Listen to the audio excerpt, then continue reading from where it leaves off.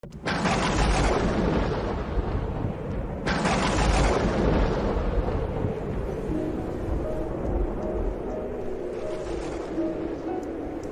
ce temps-là, Jésus disait aux foules, « Il en est du règne de Dieu comme d'un homme qui jette en terre la semence, nuit et jour, qu'il dorme ou qu'il se lève, la semence germe et grandit. Il ne sait comment. D'elle-même, la terre produit d'abord l'herbe, puis l'épi, enfin du blé plein l'épi. Et dès que le blé est mûr, il y met la faucille, puisque le temps de la moisson est arrivé. Il disait encore, « À quoi allons-nous comparer le règne de Dieu? Par quelle parabole pouvons-nous le représenter? Il est comme une graine de moutarde. Quand on la sème en terre, elle est la plus petite de toutes les semences. Mais quand on l'a semée, elle grandit et dépasse toutes les plantes potagères, et elle étend de longues branches, si bien que les oiseaux du ciel peuvent faire leur nid à son ombre. » Par de nombreuses paraboles semblables, Jésus leur annonçait la parole, dans la mesure où il était capable de l'entendre. Il ne leur disait rien sans parabole, mais il expliquait tout à ses disciples en particulier. Acclamons la parole de Dieu. Aujourd'hui, l'Église nous offre à la méditation et à la célébration la figure de deux saints, Timothée et Tite. Important parce qu'ils ont été deux compagnons fidèles. Jusqu'à la fin de Saint Paul, deux de ses grands collaborateurs. Ces deux grands connus parce que Saint Paul en parle et que chacun d'eux est laissé par Saint Paul comme évêque dans l'une ou l'autre des communautés qu'il a fondées. Ces hommes nous enseignent la valeur de la fidélité, une fidélité qui n'est vraie que lorsqu'il y a des difficultés. Il est facile d'être fidèle quand on est applaudi.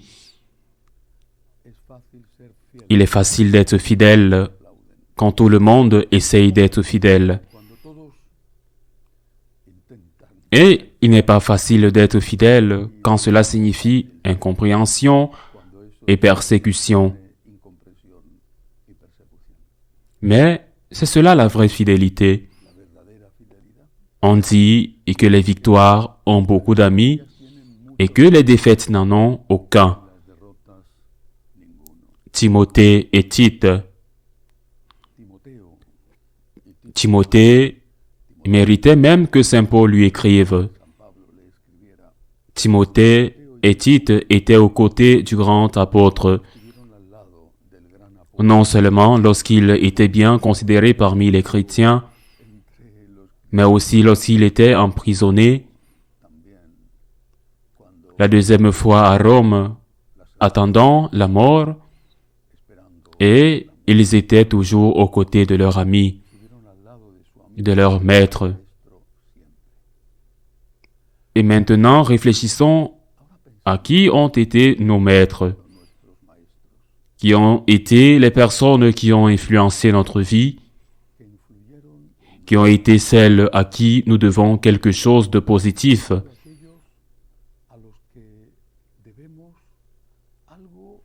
Peut-être que certains d'entre eux nous ont enseigné en nous faisant du mal et que nous avons appris de cela, mais quelqu'un qui nous a enseigné quelque chose qui a marqué notre existence, bien sûr, peut-être ce devrait être aussi les parents ou au moins l'un des parents. Bien sûr, c'est dans mon cas à la fois ma mère et mon père.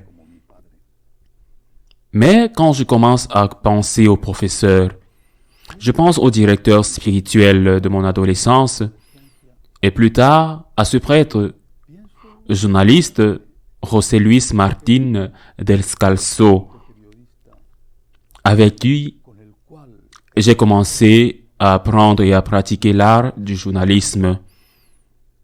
Je ne sais pas si c'était bien ou mal, mais je pense aussi à d'autres personnes qui ont marqué ma vie, parfois de très près. Saint Jean-Paul II, Benoît XVI, des personnes que j'ai connues, avec lesquelles j'ai été, avec lesquelles j'ai vécu, et maintenant vient la conséquence. Si j'ai été avec ces géants, et pas seulement par hasard, comme lorsque j'ai eu l'occasion de saluer et d'interviewer Sainte Thérèse de Calcutta, Mère Teresa de Calcutta, Chiara Lubich, fondatrice des Focolarini, dont j'étais également très proche. Si j'ai été avec ces géants qui ont marqué ma vie, suis-je fidèle à ces enseignements? Dans notre culture espagnole, en particulier dans la culture castillane, l'une des figures fondamentales est celle du Cid, Campeador Rodrigo Díaz de Vivar, un noble castillan très proche du roi qui meurt dans un piège et qui va exiger de son successeur, le frère du roi assassiné, le serment qui n'a pas participé à l'assassinat de son frère. Et ce roi, le nouveau, le prend très mal. Peut-être parce qu'il avait participé à l'assassinat pour occuper le trône. Et qu'une fois qu'il a prêté serment, peut-être faussement, une fois qu'il a occupé le trône, il se venge du vassal qui a osé exiger ce serment et le bannit. Ce champion a toujours été, depuis mon enfance, quand j'ai étudié et lu ce roman, je le répète, qui est l'un des premiers textes écrits en langue espagnole, il a toujours été un modèle. Être fidèle à ceux à qui l'on a promis fidélité.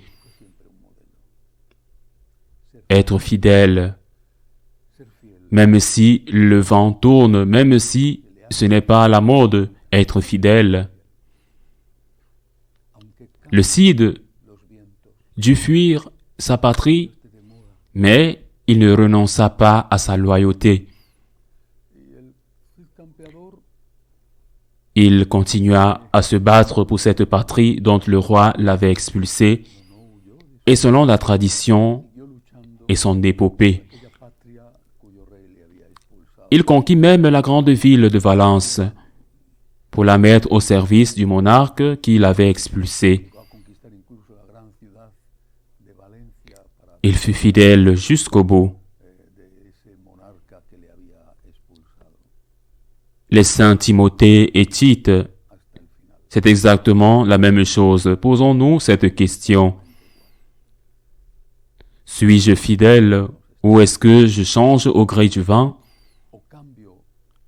Et la même chose que je dis à un moment où tout le monde le dit, un totus tuus à Saint Jean-Paul II, ou un Saint Soudan,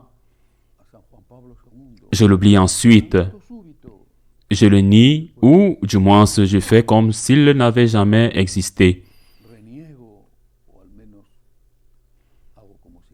Il y a des personnes qui ont cette capacité, qui ont la capacité d'être, comme nous le disons en Espagne, continuellement en train de changer de veste.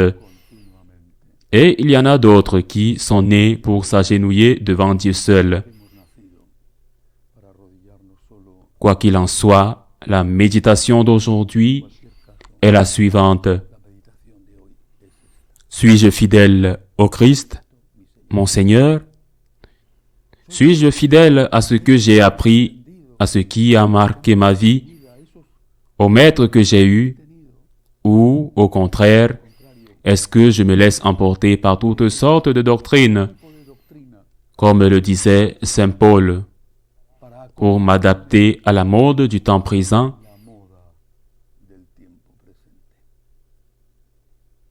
Demandons aujourd'hui au Seigneur, par l'intercession de deux saints fidèles à Saint Paul, de nous aider à être fidèles à Jésus-Christ et à ne pas changer, quelle que soit la force des vents. Ainsi soit-il.